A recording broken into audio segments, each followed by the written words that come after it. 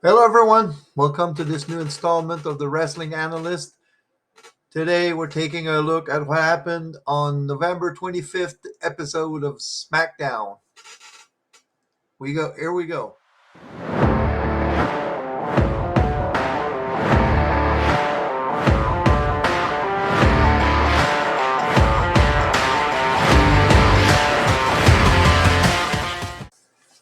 So, segment number one. Damage Control come to the ring with Nikki Cross and Rhea Ripley, and they're asking Bianca Belair. They waited long enough. They want to know who the fifth member is, so we don't have to wait very long. Bianca Belair, um, Alexa Bliss, Asuka, and come on, and Mia Yim come out, and they say they didn't come alone. And I've been saying for the last few weeks that um, the longer it takes for the fifth member to be revealed, the more chances it would be Becky Lynch. And I was right. Becky Lynch was announced as the fifth member, and they get into a brawl again. So it was a concept of war games that makes a lot of brawls in there recently. Uh, I think there are too much brawls uh, presently in WWE.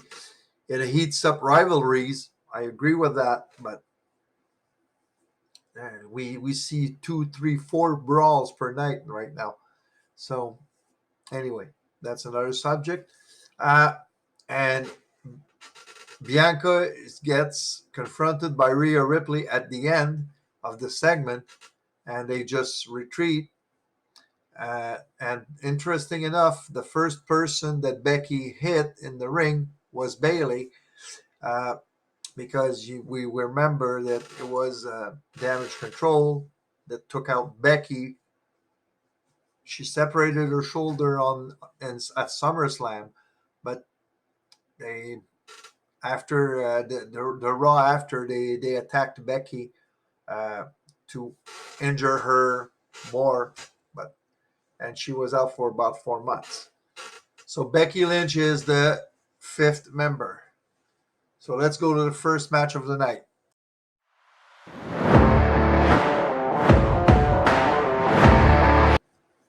Butch versus Santos Escobar for the World Cup, Smackdown World Cup semifinal. Now, evidently, Butch and Santos both want to advance to the finals of the World Cup. Uh, During the match, a brawl involving the Bloodline without Sami Zayn and KO and Drew McIntyre uh, ensues in the back at the backstage area, and Butch tells Sheamus and Ridge to go help their partners for War Games. And Santos wins with the help of his factions, the help of his faction to advance into the finals. So next we see a segment with Bray Wyatt and LA Knight recap. Bray Wyatt gets in the ring, says he did not attack LA Knight, and LA Knight doesn't believe him. And we see later on that LA Knight was attacked again and left under a pile of rubble. So this storyline between Bray and LA Knight is getting pretty interesting. Where is it going to lead? I have no idea yet, and that's what's the most interesting about all the Bray Wyatt storyline right now. He hasn't even wrestled yet, and since his comeback, and everything is like one of the main storyline on SmackDown revolves around him, and he hasn't even wrestled yet. So that's how brilliant this thing is done right now with Bray Wyatt. So let's go to the second match.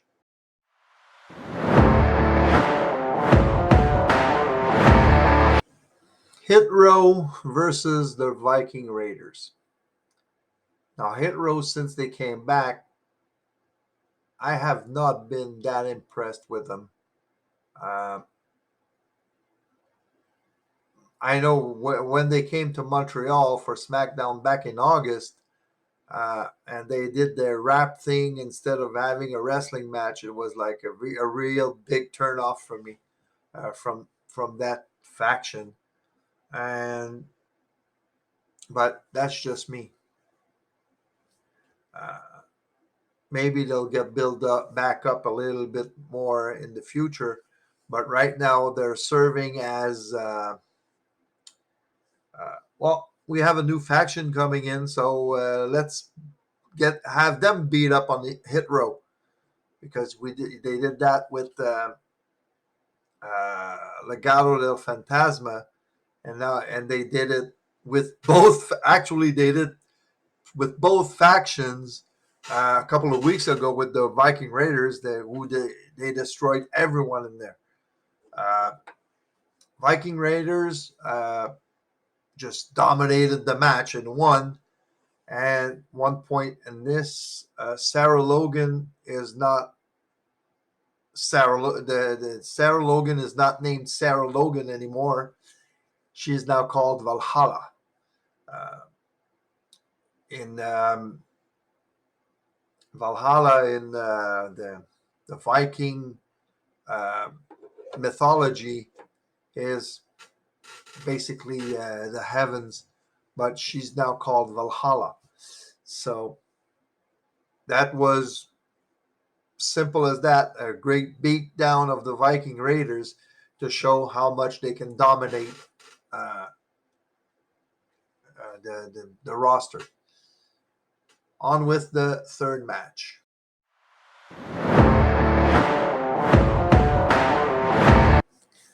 So, second semifinal match for the SmackDown World Cup, Ricochet versus Braun Strowman. Now, I said last week that this tournament was just a kind of a number one contenders tournament to determine the next opponent for Gunther. And I basically said that this tournament was just to crown uh, Braun Strowman so he can go on to challenge Gunther. I'm happy I was wrong. But anyway, for the match, Ricochet shows a lot of heart. Strowman dominates after taking over, and then Gunther and Imperium comes out. Gunther comes out, Imperium joins him, and Ricochet wins the match with a surprise crucifix pin on Braun Strowman. And after after the victory, he just takes off to not to suffer Braun's uh, uh, bad temper after a loss. But anyway, Imperium comes in and attacks Strowman, and then Ricochet is having second thoughts about leaving, and he's coming back in the ring and tries to help Strowman. They both get beat up until basically Imperium are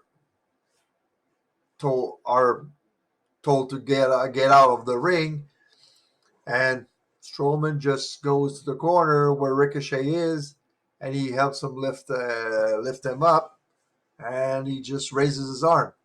So I guess the flippy flopper thing that Strowman says, losing that match and losing the tournament might have been his punishment for that comment, and they even made a work out of all that.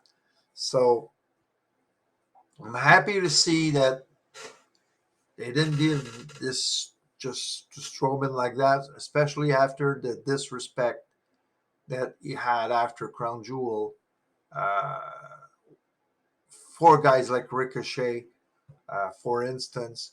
All the ones he called flippy floppers, like Ricochet, like Ali, like a lot of smaller guys.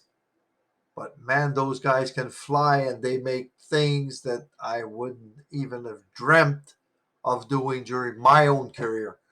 So that's it for match three. So the World Cup finals is Mexico against USA, Santos Escobar versus Ricochet. Segment number three, one of the most interesting segments, if not the most, on Friday night, was involving Sammy and KO. When Sammy goes to get in the locker room, in Roman's locker room, and KO gets to him and goes, how many times did I have to bail you out? And during the conversation, Jay is listening in, having opened the door. So, and KO just says, if I were you, I'd strike first. I'd turn on them before they turn on me.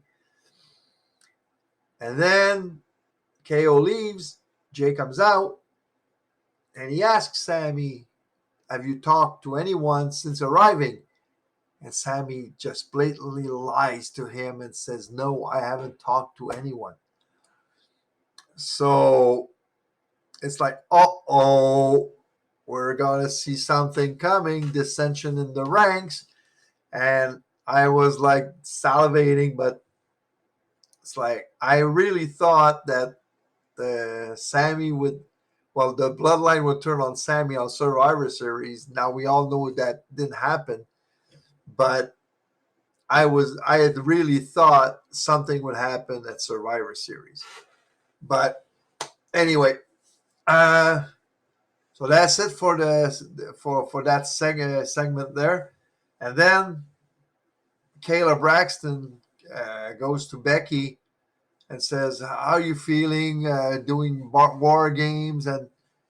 And Becky basically said she wanted to be in war games because she wants to get revenge on those who injured her, namely Damage Control, and said she had 4 months to think how to destroy Damage Control. So we're on to match 4.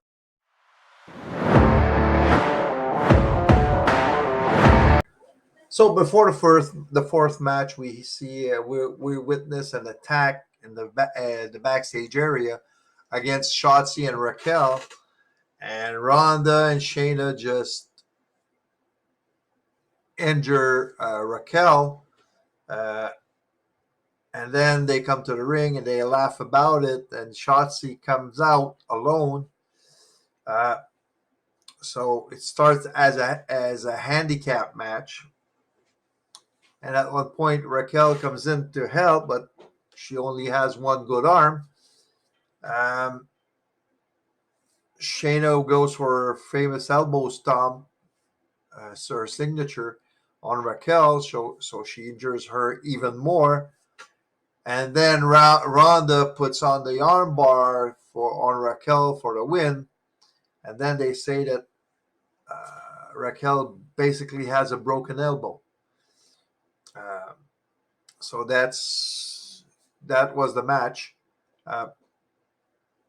Now, the fact that Shotzi came out alone shows how gutsy she is, and Shayna and Ronda just continue to have their bully personas,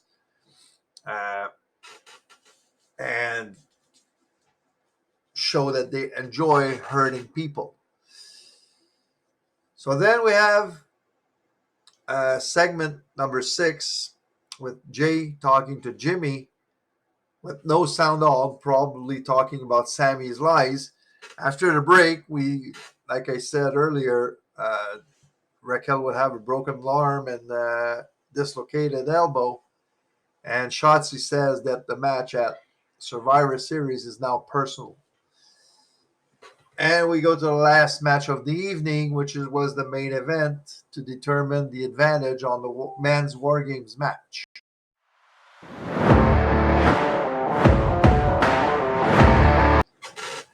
So Usos versus Drew McIntyre and Sheamus. That's to determine which team gets the advantage for the War Games match on Survivor Series. Now, at one point, Jay and Sammy are arguing again. KO tells Sammy, "Hey, that's what I was talking about. You see how they treat you." So uh, KO is telling Sammy that the bloodline will turn on him in a heartbeat. And so at one point, right off the end of the match, Sammy goes to get one of the tag team titles, and KO stops him from getting in the ring. He strips him of the title. Sammy takes it back, shoves KO, and uh, and then he goes to get in the ring. KO enters Sammy in the ring. The referee sees him, and he ejects Sammy. So Sammy is on his way out. Jade grabs the belt, but while the referee's attention is focused on Sammy, KO just gives a stunner to Jay. Bro kick from Sheamus for the pin. 1, 2, 3. And the Brawling Brutes won the advantage, all because of KO's little stunt with Sammy. So that was just to put even more fire on Jay and Sammy's um, heat. Let's say it like that. Heated relation, and the show ends with Jay staring a hole into Sami Zayn. So the storyline is still brewing. Everything is going towards a face turn from Sammy eventually. Uh, I really thought it would happen on Survivor Series. It didn't. So uh, I like to sometimes when I make prediction, I like to project what I'd like to see maybe. So maybe I do that too much. Maybe I should do some fantasy booking videos, or eventually we'll see. So anyway, this takes care of the Smackdown episode uh, of November 25th. Hope you have a great day, and see you around. Whether I'll make my Survivor Series results and analysis video, which will come out probably in the next few days. So have a nice one.